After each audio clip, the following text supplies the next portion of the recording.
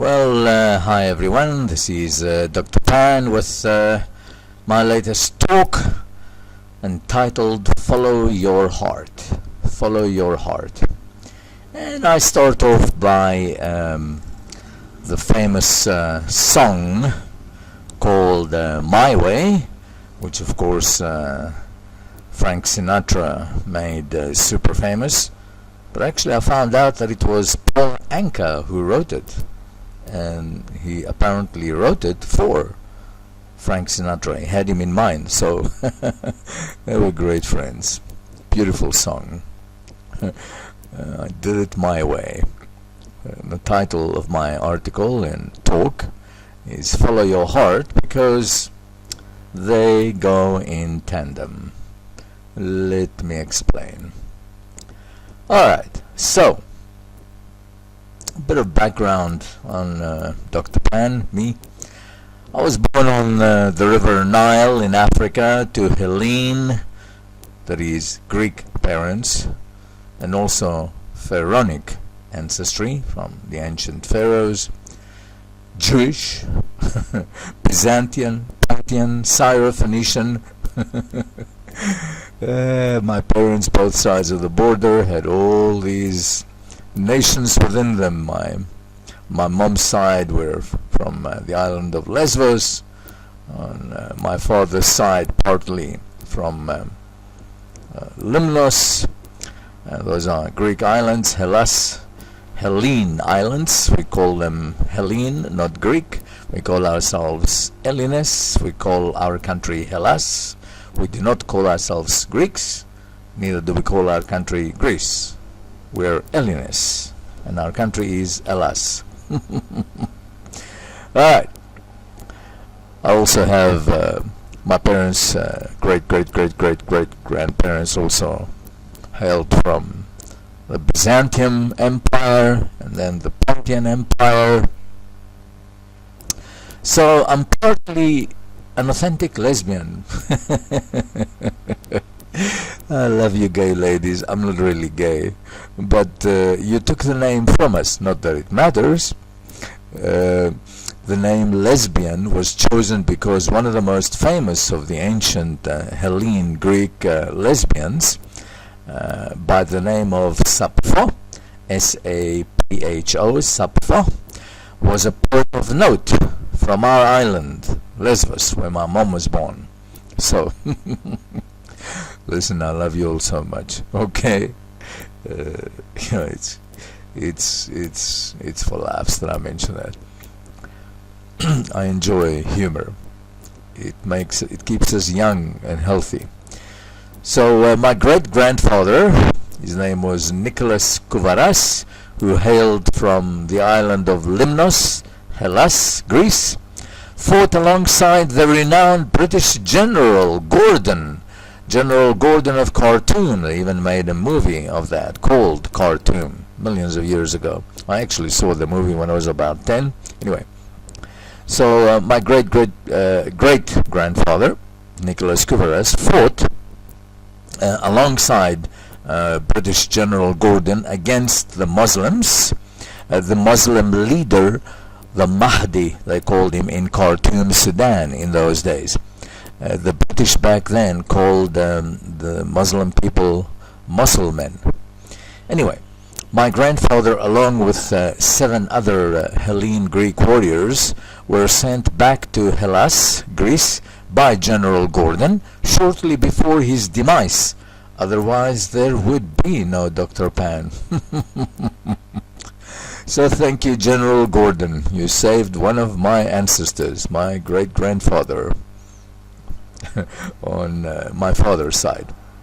Okay, so by some quirk of fate, my Jewish / Byzantine / Pontian / Syro-Phoenician grandfather ended up in Alexandria, Egypt, from the island of Cyprus, the Hellenic part, the Greek part, and married my half Hellenic, half ancient Pharaonic from the Pharaoh's grandmother.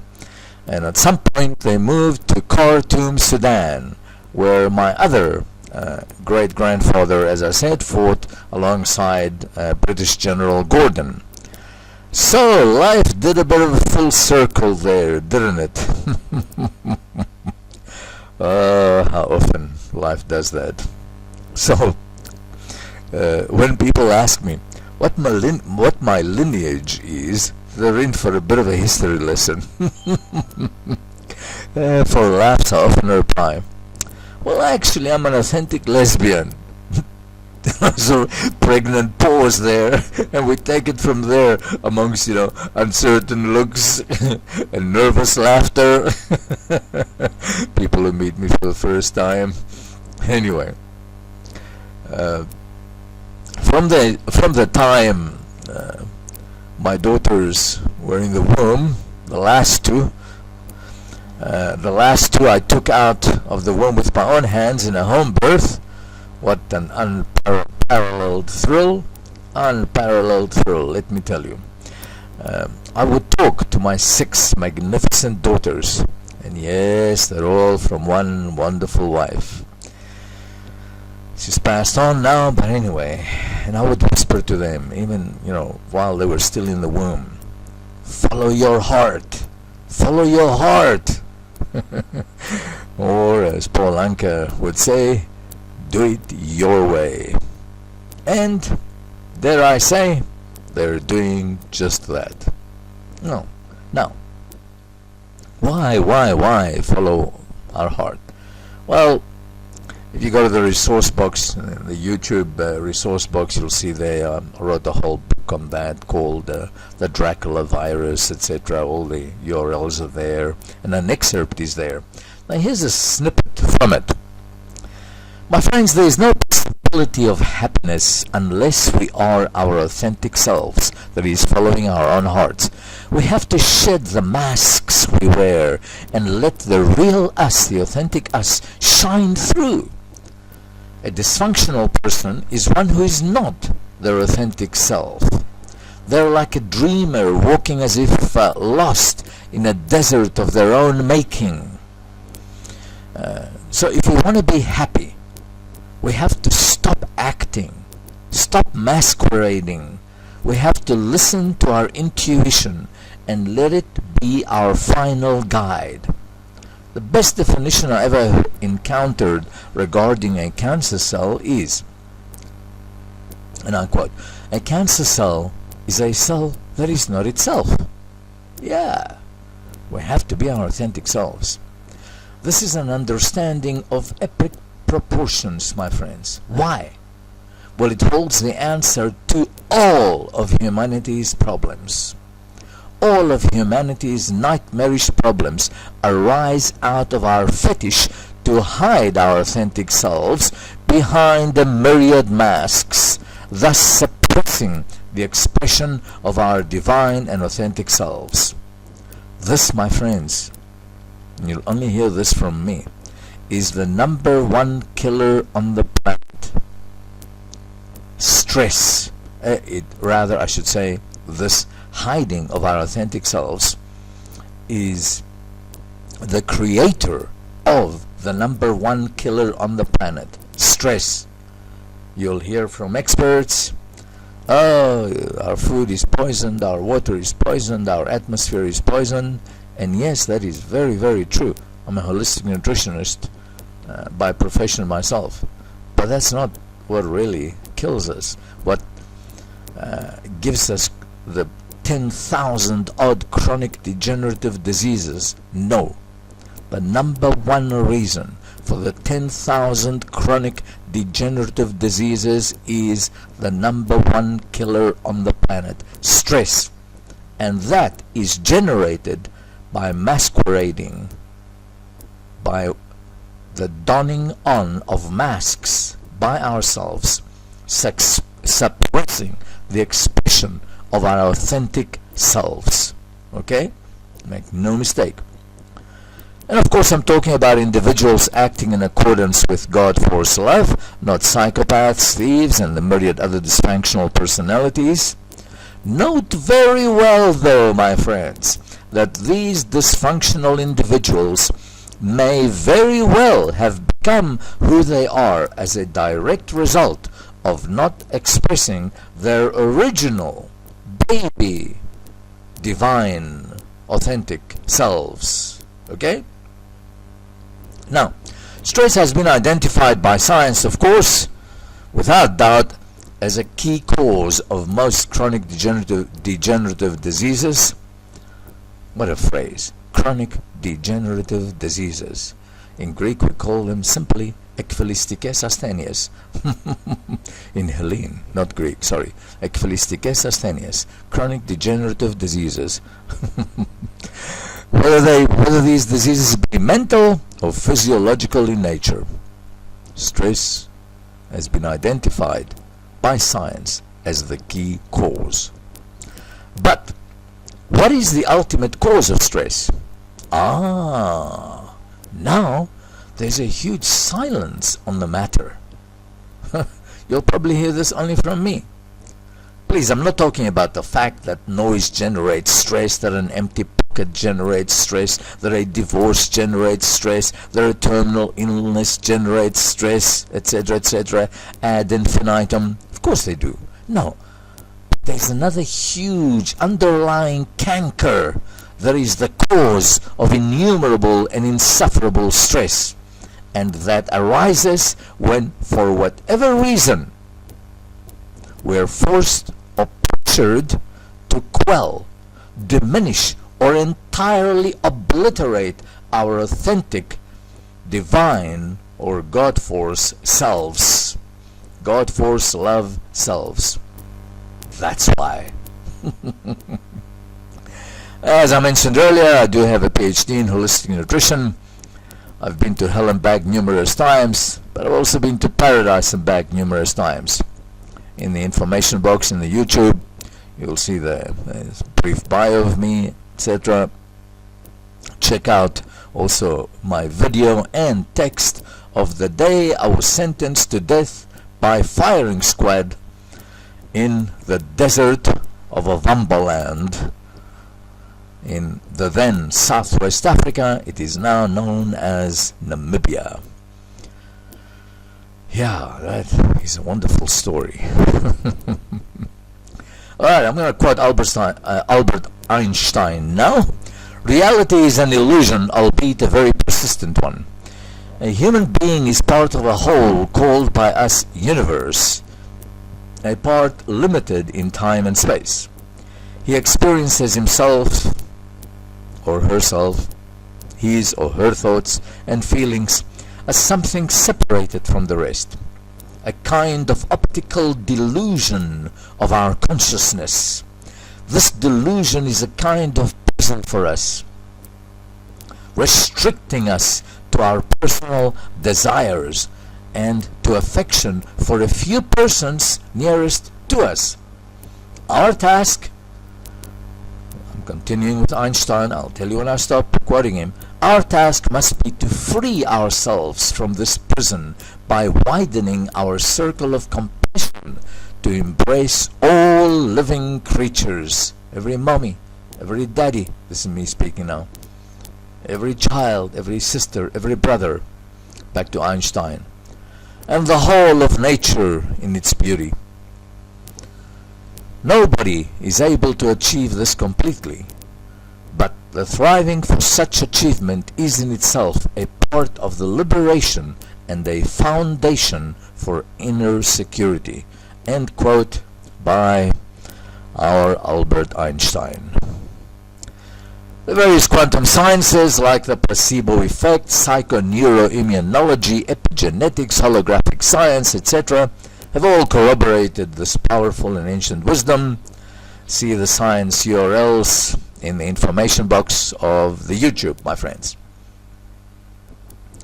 Okay, I'm now going to tell you one of the thousands of instances in my life where I followed my heart instead of plodding along, sheeple-like. The police burst into the room just in time to pry the 17-year-old boy's fingers loose from around his mother's throat before he had squeezed the life out of her. The young man was arrested and taken to a home for juvenile delinquents in a purposely unnamed town to protect the identities of the people involved in South Africa for psychological evaluation. Another 12-year-old boy in the same facility could not speak a word. His parents, too poor to afford private therapy, decided to ask the state for help. This was a state facility. The young boy was also taken to the above halfway house that I just mentioned for psychological evaluation. Now, as I entered the courtyard as a young and green social worker trainee, the scene that greeted my eyes shocked me beyond belief. There were about 80 teenage children, boys and girls, milling around in the afternoon sun, ranging in age from 12 to 18, as I say, teenagers. But what shocked me, that wasn't what shocked me, the children. What shocked me was the fact that most of them were smoking. What incensed me was that there were 3 adults supervising those children, and they were not at all attempting to put an end to this atrocity. So I turned to my host, who was leading me through a tour of the juvenile facility we were in, and I asked him, why were the children allowed to smoke? What's going on here? His reply added to my shock. He told me that these kids were addicted to nicotine. Imagine being 13, 12 and already addicted to nicotine. He told me that they did not have detoxification facilities and that it would be inhuman to force those kids to go cold turkey. Thus, they were not only allowed to smoke, but were given cigarettes if they did not have any. Horror of horrors. Horror of horrors. Is there something we can do to reverse the shocking trend? I will reply by way of relating one of the many positive experiences I had at the facility. One hot afternoon, we were at the pool, keeping an eye on the teens, who were frolicking and having great fun cooling off. I was now working at the facility as a trainee social worker. Suddenly, right under my nose, one kid grabbed the 12-year-old boy I spoke about earlier and smacked him full in the teeth. Blood spurted everywhere, covering the victim's face. He took something from his mouth, held it into the palm of his hands, and came crying towards me to show me. He had his broken false teeth in his hands, folks, and amidst tears of pain and frustration, because he could not talk, he had not learned how to talk yet, he went "Bda, bda, bda," to me, obviously complaining and maybe asking, what are we going to do now? The pathetic scene really tugged at my innermost heartstrings. It was as if an invisible hand reached into my viscera and wrenched them. I felt compelled to do whatever I could to help this kid. By now, the other kids, as well as the aggressor, had gathered around us, feeling pretty rotten about the whole episode. They had victimized this poor kid only as kids can victimize an ugly duckling, quote unquote. As I put my arm around the boy's shoulders, tears now streaming down my face, everybody was weeping. Tearing up, the other kids, including the one who had thrown the punch, also joined me in consoling the toothless one as much as best we could under the circumstances. So I began talking with Bob, telling him not to worry, we'd fix his teeth. However, I realized that his soul needed fixing much, much more than his teeth. Joe, a previously named 17-year-old boy who tried to kill his mom, was also thrust into my care by his mother. She came to the facility one day and begged me, as one who had daily contact with her son, to do all in my power to help her boy, whom she loved more than anything else in her life. Copious tears streaming down her agonized face. Both these two boys had been sentenced to life in mental institutions for the rest of their lives. Joe as an incurable psychopath and Bob as mentally retarded. I took to the challenge of helping these two boys like a pig to mud. Had I not been part of the drama at the pool, and had not Joe's mother asked for my help, I may never have embarked on the odyssey that I did. And if I had not, there is no doubt in my mind that these two perfectly mentally healthy young men, potentially perfectly mentally healthy young men, would have been sent to a hell reminiscent of the movie One Flew Over the Cuckoo's Nest. Yeah, I have read hundreds of books on child rearing, my friends. I have listened to countless lectures on the subject, plus I've had the rare privilege of working with juvenile delinquents, and as I said, I have 6 beautiful daughters. 6 beautiful daughters. Everyone agrees on one common principle, that if we apply, we will successfully rear our children. There are many principles, but that common thread is time. Quality time. If we spend quality time with our children, we will win their hearts, and we will succeed, and we will make a dramatic difference. So, even though I was only 22, I began spending time with these two boys, as much time as I possibly could. I spent hours, not just with them, with all of them, but specifically I zeroed them out, just talking with them, befriending them. We played soccer and cricket with them. We threw the discus and the javelin. We ran around, reveling in the raw energy of youth. Slowly, imperceptibly, a change began occurring in the characters and personalities of both the boys. Joe began to volunteer to help us with the younger boys. It turned out he was a natural leader.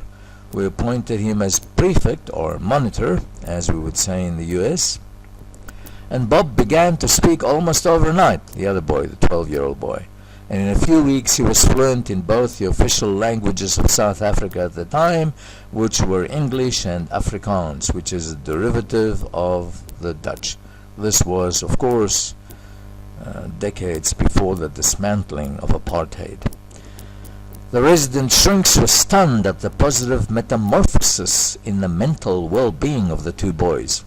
They decided to give them a new battery of psychological tests, which both boys passed with flying colors. Wonderful. As if a human being needs shrink tests to declare him compos mentis. Comes from the Latin, which means of sound mind, memory and understanding. And the boys were manifesting themselves as perfectly normal as a result of the psychological testing. Now, what if fate had not stepped in and thrown the challenge at me? What if I had chickened out, as we say in the British realm, and not followed my heart? In other words, what if I was a wuss? I was, after all, just a 22-year-old kid, a trainee. What did I know? Yeah. Thank you, dear God Force, for helping me. Because this is the work of the God Force. I was merely the teacher, the guide, okay? I didn't do any healing. I've never done any healing. I'm always the teacher, the guide, the facilitator, the God Force. The God Force love does the healing. In closing, my friends, consider the poignant words of the timeless dirge entitled "The Cat's in the Cradle." I quote, "And the cat's in the cradle and the silver spoon, the little boy blue and the man on the moon. When you coming home, Daddy? Son, I don't know when. But you know we'll have a good time then. You know we'll have a good time then." End quote. Spend time, quality time, with your children, my friends. I invite you to.